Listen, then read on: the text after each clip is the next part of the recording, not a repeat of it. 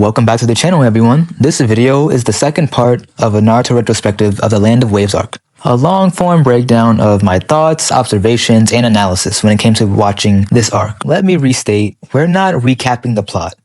We're looking at character development, early foreshadowing, world building, and subtle moments that hit differently once you've seen this full series. So with that being said, just know that there will be spoilers for future arcs and future events in the series. And now, let's get started. Do you know who owned this cat? This wasn't just a goofy filler mission. This cat actually belonged to the wife of the feudal lord of the Land of Fire. That means that one of the first missions connected them directly to the highest political figure in the village's territory. So while it seemed like a silly job, Team 7 was actually doing a favor for the queen of the country pretty much. Also, I think they pick and choose whenever they use these communication devices throughout the series. This is another moment where Naruto and Sakura are more similar than you think. They both have thoughts questioning if their Hokage is actually that skilled. This is the second time that they were on the same type of timing, and really makes me wonder if the long-term goal was to have them become a couple. Because Sakura's inner monologue agrees with Naruto a lot of the time in the early days. Naruto was trash during this fight, and y'all know it. This was Team 7's first time going up against enemy ninja from an enemy village. This is one of the only times we see Sasuke make a snarky little comment, but it's actually pretty funny, even though it's out of character for real. Naruto did bad, man, but honestly, that's a good thing, and I'll explain why. This made Naruto relatable because he wasn't a perfect main character. He made mistakes, he had flaws, and he's on a journey to improve and get better.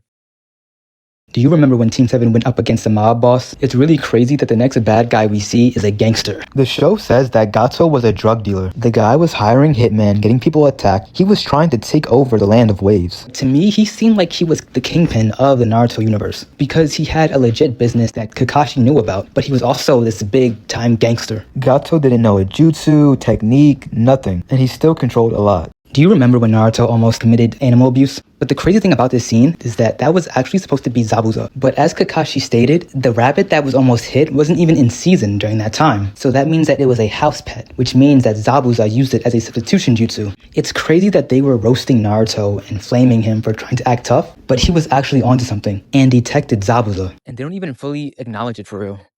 Do you remember when we first saw Kakashi's Sharingan? If Sasuke had questions about it, why didn't he just ask him shortly after? Just ask him, hey, how'd you get that? Look, I know we need to wait for the flashback, but that even could have been an off-screen conversation. But Sasuke doesn't even bring it up at all, really. And I get it from its storytelling aspect, but come on now. And one of Sasuke's goals is to restore his clan, and Kakashi has something that is unique to his clan. Come on, ask questions. Do y'all remember when Zabuza was giving a science lesson? He talking about some spine, lungs, liver, jugular. These are the body parts that I can end you with. I thought he was having a little science lesson, Professor Zabuza. That was creepy. Like, even Sakura was confused, like, wait, what's going on? The foot's bone connected to the leg bone's connected to the knee bone. I thought you were about to start a song. Not talking about doing a whole lot of damage. Chill, Zabuza. This is the first disrespectful move we see in the series. Naruto's just standing there, and Zabuza just says, kickball. Like, bro, he really thought he was playing soccer with Naruto's head. Yo, the headband fell off too. Oh, nah. Naruto, this can't happen during your first real battle, man. Look at the look he has on his face right there. He knew it was too late. As a matter of fact, he kicked Kakashi first. That's crazy. Yo, why was Zabuza tossing around Sasuke like that? He was really manhandling Sasuke crazy, but he has his whole hand around his throat, bruh, and then tossed him like a rag doll. Got Sakura gasping for air. And then he charges at Sasuke, elbows him, then starts just repeatedly stomping on him. Yo, and I just realized he makes the same face as Naruto. That is such a good parallel. And here, look at how mad Kakashi looks at what's going on. He is shaking in anger. This was really the charm of the early arcs, and this first arc especially. It's not that our main character is super strong and can defeat people with one punch. No, it's the fact that he does whatever it takes to get his headband back. The same headband that Iruka Sensei gave him. And even though Sakura and Sasuke don't say anything out loud, you can see that they have to respect that about him. Then Naruto and Sasuke use their creativity and their smarts to change the outcome of this fight. Do you remember when Zabuza said this while fighting Kakashi? Frieza and Zabuza might have something in common, okay? Zabuza says, all you're doing is copying me, like a monkey. Wait, hold on, like some what? What kind of Frieza language is this, sir? And then he follows up with, when I finish with you, you'll never open that monkey mouth again. Cancelled right now. Zabuza is cancelled.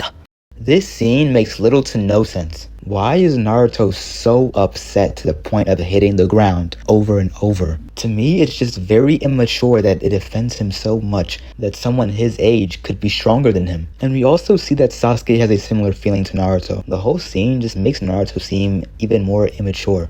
Like, he really gotta stop. He's upsetting Sakura. I'm gonna say it, he acts like a brat. Yeah, I just don't understand why. Why didn't Kakashi teach Team 7 chakra control before this mission? The initial answer is very simple. Team 7 was only supposed to get D rank missions. This is their first C rank mission. C or D rank missions don't usually have ninja combat. With Gato and Zabuza introduced, this is now a B or A rank mission, and they'll need to know how to control the chakra effectively in order to battle. While I do agree that there is a child soldier aspect, there's not an immediate expectation of that in the C rank or D rank missions, in the Leaf Village at least. Kakashi is a very slick teacher. We see part of the reason why he asked them what their goals and aspirations were. For Naruto, he wanted to become Hokage, right? During the training, Kakashi says, Spoke about someone becoming Hokage one day, didn't we?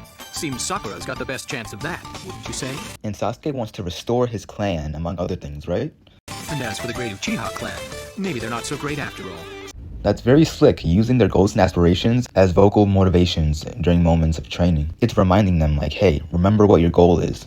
Yo, Haku is really top flight security. The best bodyguard you could have. Like, he doesn't let Gato lay a finger on Zabuza. Now, Gato had his bodyguards too. So, in reality, they were going bodyguard for bodyguard. But Haku was faster and had way more skill. Look at that. Look at that speed. And first of all, this could have just been a conversation about why things weren't going as planned. Not a full-fledged intimidation. Also, look at the intensity in his eyes, bro. Even the bridge builder was questioning Sakura's contribution so far during this arc. He even called her lazy and asked where the other two team members were. She talking about some, I'm the best. That's why the sensei told me to be here to guard you. The bridge builder was not buying that. Come on now. I mean, I feel like this scene in the store is the first time we've seen her do any combat in the entire series. The other moments were just her being defense, but not actually like attacking anyone. Okay, yeah, she did attack Naruto and the academy, but that's it. The tension and the rivalry during the tree climbing exercise is written in a way where we see Naruto is upset because Sasuke is doing better than him, yet Sasuke is upset because Naruto is progressing faster than he is. In Sasuke's mind, Naruto is catching up to him way faster than he expected, and Naruto feels as though he's not doing enough because he's not where Sasuke is at yet. And then when they both make it to the top, you can see that they really have a deep respect for each other, even if they're not willing or able to communicate that.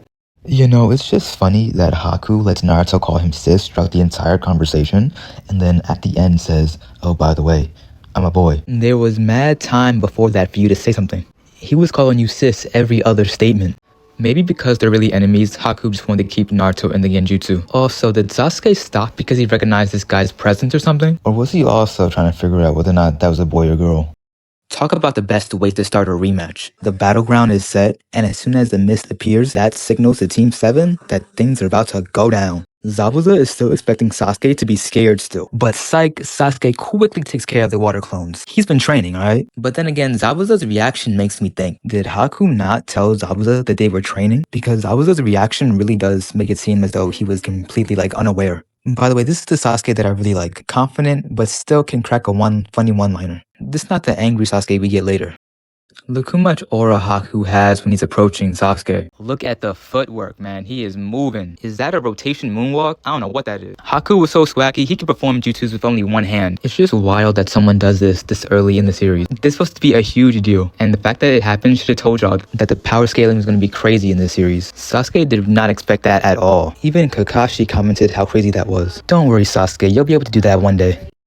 I don't understand what Sakura throwing this kunai was going to do in the first place. It's like you don't understand how the mirror jutsu works, so were you expecting for the mirrors to break if it hit one of them? And it's like when Haku catches it, it's like this big oh no moment, but really, what did you expect? I mean, at best, it was for Sasuke to catch and defend himself with, and it sucks because they gave Sakura a cool build-up of her saying, listen, bridge builder, I have to go now and help Sasuke, just for nothing to happen. How in the world did that little shuriken do this? Yeah, that was a cool moment, but that little thing chin-checked Haku crazy. The other two henchmen guys were able to swipe away the shuriken easy, and Naruto used the transformation technique to beat them. But for Haku, it just knocked him off his feet, for lack of a better phrase. Now yes, maybe it caught him off guard, but I just don't understand how it packed that much of a punch. This is one of the worst follow-ups to a hype moment ever, bro. But I guess you can't call someone a knucklehead ninja and not expect this. First, he announces that he's there. And that's a no-no because you want your enemy to have to guess where you are. Then he announces his next jutsu, which I get the issue with, but they usually announce their jutsu, so I mean, how much fault can you really give him? And then he sneaks inside the mirror area with Sasuke. The original plan was for him to be on the outside and Sasuke be on the inside. And he just ruins that plan because now he's trying to be sneaky. See, I knew I was right. Y'all told me that Kakashi wasn't using genjutsu during his first fight with Zabuza, and y'all were wrong. And here are reasons why. Right off the bat, Zabuza does whatever he can to stop Kakashi from bringing out the Sharingan. Why? Because he doesn't want to get caught in the genjutsu again. First, he tries to stop him physically. Then he uses his hiding and mist jutsu to make the area harder to see in. But really, he says it in this clip. With your hypnotic eye, you induce me to make hand signs, while you are making the same signs. So you seem to be copying me, when actually you're controlling my movements. So come on guys, you're gonna get a whole lot of facts and opinions over here, so go ahead and follow. This is where Naruto and Sasuke started acting like a team. Trapped inside Haku's ice mirrors, every move they make was instantly countered. Naruto goes first, flooding the field with shadow clones to attack every mirror at once. But Haku's too fast, starting between them with almost no openings. But Sasuke starts noticing something. His eyes are just barely tracking Haku's movements, but with enough time, he can use the fireball jutsu right as Haku strikes the clones. It doesn't land clean, but it's close. It's such a great example of their team chemistry. Do y'all remember why people like this arc so much? This first arc does a great job depicting Naruto and Sasuke's bond, from where they started, how they felt about each other, their training together, and now here they are, fighting as a team, fighting in unity. During this fight, their different techniques really complement each other. And honestly, we may get this again in the Chunin exams, but I honestly don't remember another time until the war arc where their fighting styles complement each other so well. Have y'all ever thought about how Haku was done really dirty? It's like, think about this, okay? He's on this mission with Zabuza to help him finish this job, to get the bridge builder, and to go up against these Leaf Ninja. But nobody told him that he was going to be going up against an Uchiha. When he finds out, he's like, hold on, wait a second. And then no one told him that he was going to be going up against the Nine Tails Jinchuriki. Like, when you look back, it really looks like he stepped into a trap. Like, he really stepped into an unexpected situation. Do y'all remember that Kakashi was also just blindsided completely? The first time that him and Team 7 go outside the Hidden Leaf Village, and they go up against Zabuza, and then go up against Haku and Zabuza at the same time. But not only that, he is separated from Naruto and Sasuke, and Naruto's Nine-Tail Seal breaks. There's no way he expected all of this to happen on their first mission outside the village. Kakashi had to be stressed for real. Do you remember when it looked like Naruto lost complete control against Haku? Like, we see the red chakra, he turns feral, his voice deepens, but then something happens that changes everything. As he closes in for the finishing blow, Naruto catches a glimpse of Haku's face and then stops himself. It's a small moment, but it reveals something huge. Even in the Nine-Tailed state, Naruto's human side is still conscious. He's furious, but he's still aware enough to recognize his opponent. It was Naruto's compassion for someone that he met before. I think it was also a hint at the control he would have over that power one day.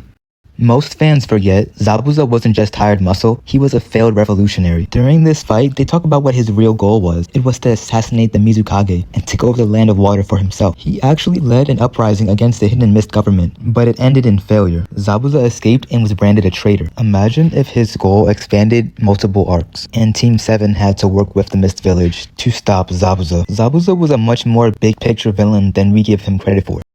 Do you remember or even realize that Haku is a direct reflection of Team 7? Haku relates with Sasuke because they are both from a clan that was feared by the people in their village because of their Kekkei Genkai. And Haku can relate to Naruto because he lost his parents as a result of the drama that was created by that same fear. They both felt alone in that same way. And I guess Haku relates to Sakura in appearance, and it has subtle foreshadowing of the struggles that we're going to see from these characters.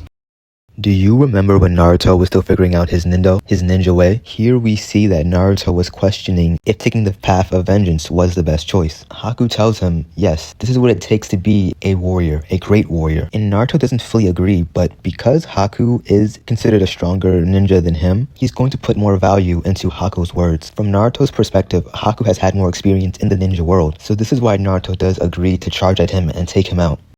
What this mission did for Naruto was give him the next building block for the foundation of his character arc for the rest of the series. During the mission, he's told that being a ninja involves a cycle of revenge and being used as a tool. All of Team 7 questions this, and Kakashi just says that this is just how it is in the ninja world, and that's even like this in the Leaf Village. But then Naruto stands up and says, no, there has to be more to being a ninja than this. And he declares that he's now on a path to create that new ninja way, his own ninja way.